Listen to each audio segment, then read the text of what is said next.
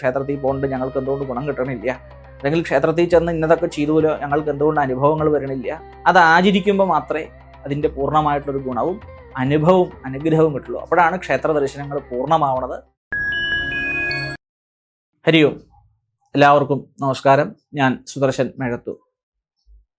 ക്ഷേത്രങ്ങളിലെ നിയമക്രമങ്ങൾ വളരെയേറെ വിശേഷമായിട്ടുള്ളൊരു വസ്തുതയാണല്ലോ. സാധാരണ എല്ലാവരും പറയാറുണ്ട്, ക്ഷേത്രങ്ങൾ നമുക്ക് ആരാധിക്കാനുള്ള സ്ഥലങ്ങളല്ലേ, അവിടെ ഇപ്പോൾ ദേവനെ സംബന്ധിച്ചിടത്തോളം നമ്മളും ഈശ്വരനും തമ്മിലുള്ള ബന്ധത്തിനിടയിൽ നിയമങ്ങളുടെ ആവശ്യമുണ്ടോ? തീർച്ചയായിട്ടും ഒന്ന് ആലോചിച്ച് നോക്കൂ. ഈ പ്രപഞ്ചം മുഴുവനുള്ള ഈശ്വര ശക്തിയെ നമ്മൾ ആരാധിക്കുന്നത് എവിടെ ഇരുന്നുമാണ്.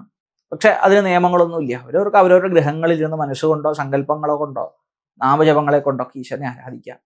പക്ഷെ നമ്മൾ അതിനെ ഒരു കേന്ദ്രത്തിലേക്ക് കൊണ്ടുവരുമ്പോൾ, ഒരു ആരാധനാ പദ്ധതിയിലേക്ക് കൊണ്ടുവരുമ്പോൾ അതിന് പ്രത്യേകമായ നിയമങ്ങളും അച്ചടക്കങ്ങളും ഒക്കെ ഉണ്ട്. ഇപ്പോൾ ഒരു വ്യവസായ സ്ഥാപനമാകുമ്പോൾ ആ സ്ഥാപനത്തിൽ ജീവനക്കാർക്ക് വരാനും പോകാനും അവിടെ നടത്തുന്ന ക്രയവിക്രയങ്ങൾക്കൊക്കെ കൃത്യമായ സമയവും നിഷ്ഠയും ഒക്കെ ഉണ്ട്. ഗുരുവായൂരിലൊക്കെ ചെന്ന് കഴിഞ്ഞാൽ നിങ്ങൾക്കറിയാം, ഏറ്റവും കൂടുതൽ കേരളത്തിൽ സമയബന്ധിതമായി മാത്രം ചടങ്ങുകൾ നിർവഹിക്കാവുന്ന ഒരു ക്ഷേത്രമാണ് ഗുരുവായൂർ ക്ഷേത്രം, അല്ലേ? അവിടെ ഒരു മിനിറ്റിന് പോലും വലിയ വിലയുണ്ട്, അല്ലേ? കാരണം ഒരു ചടങ്ങ് നടക്കണം എന്നുണ്ടെങ്കിൽ അതിന് കൃത്യമായൊരു സമയമുണ്ട്. ആ സമയത്ത് തന്നെ അത് നടന്നുകൊള്ളണം, അല്ലേ? ഇനി കൊട്ടിയൂരിലേക്ക് ചെന്ന് കഴിഞ്ഞാൽ നമുക്ക് ഇതൊന്നും കാണാൻ സാധിക്കില്ല. ആ സമയത്തെക്കാളേറെ അവിടെ ചടങ്ങുകൾക്കാണ് പ്രാധാന്യം. അവിടെ ഓരോ ചടങ്ങുകൾ, കാരണം പല സമുദായക്കാരിങ്ങനെ വന്ന് ചടങ്ങുകൾ ചെയ്തു വരുന്നൊരു കാലമാണ്. അപ്പോൾ ചിലപ്പോൾ ഉച്ചപോയി നടക്കുന്നത് വൈകുന്നേരം ആവും. അപ്പം ഇതൊക്കെ നാം പറഞ്ഞത് ഓരോ ക്ഷേത്രങ്ങൾക്കും പൂർവ്വകാലത്തിൽ ഉണ്ടാക്കിയൊരു ഘടനയുണ്ട്, ഒരു നിയമമുണ്ട്.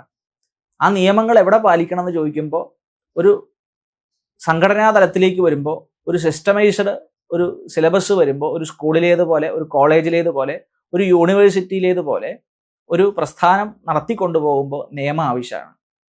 ഇനി ക്ഷേത്ര ഘടനകളെക്കുറിച്ച് തന്നെയുള്ള ശ്ലോകത്തിൽ തന്നെ ആചാര്യ തപസ്സും ആമ്നായ ജപവും ഉത്സവവും അന്നദാനവും പോലെ 4 ഘടകങ്ങളെ പോലെ പ്രധാനപ്പെട്ട ഒന്നാണ് നിയമേന എന്ന് പറയുന്നത്, അല്ലേ? ആചാര്യന്റെ തപസ്സും വേദജപവും അതുപോലെ തന്നെ ഉത്സവ അന്നദാനങ്ങളും പോലെ തന്നെ ക്ഷേത്രം നിലനിൽക്കണമെങ്കിൽ നിയമാനുസരണം വേണം.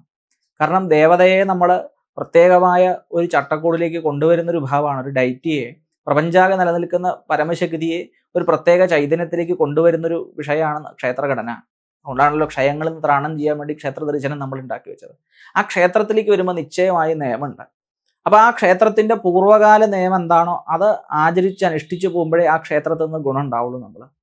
അത് നമ്മളിപ്പോൾ ചോദിച്ചുകൊണ്ടിരിക്കുകയാണ്, അല്ലേ? ക്ഷേത്രത്തിൽ പോകുന്നുണ്ട് ഞങ്ങൾക്ക് എന്തുകൊണ്ട് ഗുണം കിട്ടണില്ല, അല്ലെങ്കിൽ ക്ഷേത്രത്തിൽ ചെന്ന് ഇന്നതൊക്കെ ചെയ്തുല്ലോ ഞങ്ങൾക്ക് എന്തുകൊണ്ട് അനുഭവങ്ങൾ വരണില്ല, ശ്രേയസ്. അപ്പോൾ തീർച്ചയായിട്ടും ആ ക്ഷേത്രത്തിന്റെ ഘടനയും അവിടുത്തെ നിയമങ്ങളും പാരമ്പര്യവും ഒക്കെ മനസ്സിലാക്കിയാൽ മാത്രമേ യഥാർത്ഥത്തിൽ ആ ക്ഷേത്രം കൊണ്ട് നമുക്ക് എത്ര തന്നെ ഗുണം ഉണ്ടാവുന്നുണ്ടെന്ന് മനസ്സിലാവുള്ളൂ. അത് നമ്മുടെ ദേശക്ഷേത്രങ്ങളിൽ നിന്ന് ഗ്രാമക്ഷേത്രങ്ങളിൽ നിന്ന് വ്യത്യസ്തമാണ്.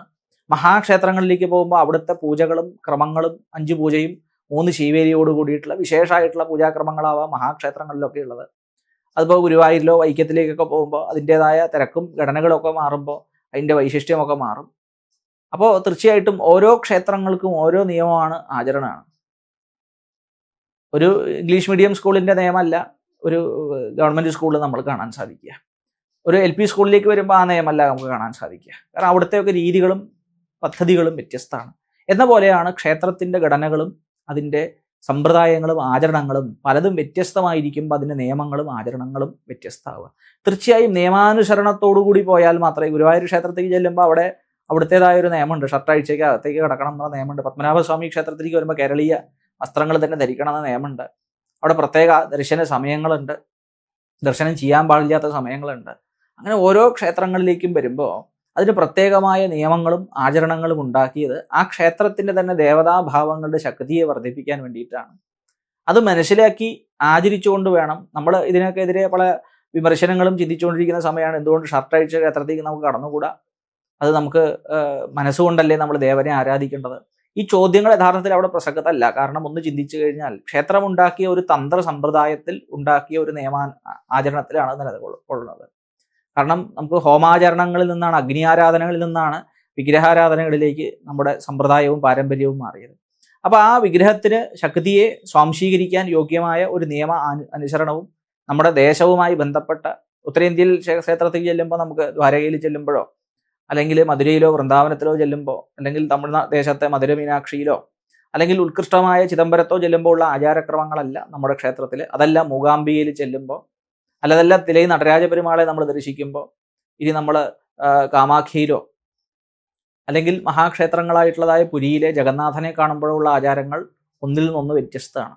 ദേശാചരണങ്ങളുമായി ബന്ധപ്പെട്ടതാണ്. ഓരോ ദേശത്തിന്റെ ആചാരമനുസരിച്ചാവും ആ ക്ഷേത്രത്തിന്റെ നിയമം.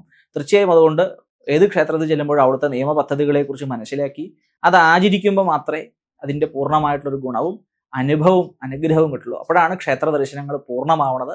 അതുകൂടെ മനസ്സിലാക്കി ആചരിക്കാൻ നമുക്ക് സാധിക്കട്ടെ എന്ന് പ്രാർത്ഥിച്ച് മറ്റൊരു വിഷയവുമായി ഇനി ഒരു അധ്യായത്തിൽ കാണാം. നമസ്കാരം.